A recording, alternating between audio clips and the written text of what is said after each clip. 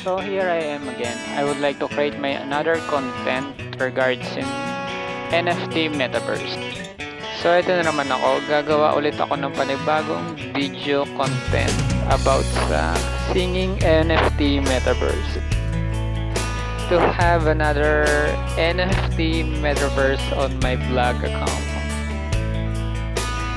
At kung makikita nyo ang nilalaman ng aking balance, no, naubos. At syempre hindi naman natin siya pagkatuunan ng pansin at dadako na tayo sa Coins Arcade. So guys, mention ko lang no, itong 2 times na verification na 2FA, 2-factor authorization sa pag-login ng or pag-attach ng wallet through third-party app. At syempre, required na rin ang passcode for security purposes. Actually, pagkapasok mo palang makikita mo na agad sa bungod. Daily rewards, free token.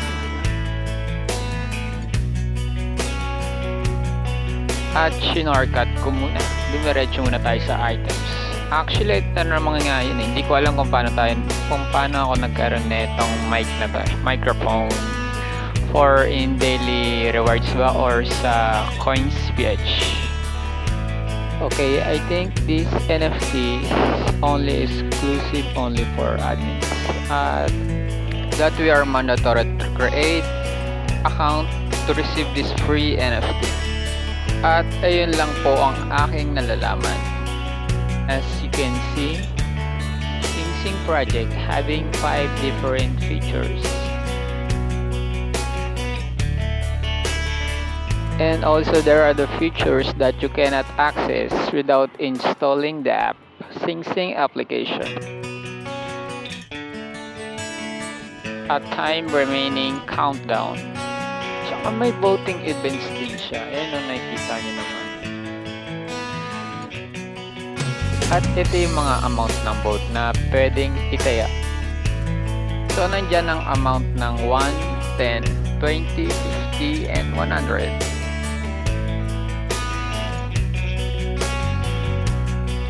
By the way guys, sobrang dami na pala ng kanta ngayon kasi isa siguro ako sa mga nag-suggest na sana naman na ilagay na nila ang mga iba't ibang kanta ng genre katulad ni Bruno Mars, Ed Sheeran, at iba pa. Sa aking sobrang tagal na delay na pananaliksik that SingSing app originated from country of Vietnam. It's really made from respected country. Sobrang cool and nice ng mic na to. No? Pwede siya mag-upgrade. Na nagkakalaga ng 1,000 Sing token up. So when you converted this amount of tokens, for example, 100 tokens can be worth of $1 around. And of course, specifically 1 token of SingSing, a current rate of 0.006. At syempre, ang pinakamaganda dito sa SingSing app ay ang pag-track ng voice. Ayun o, may algorithm siya.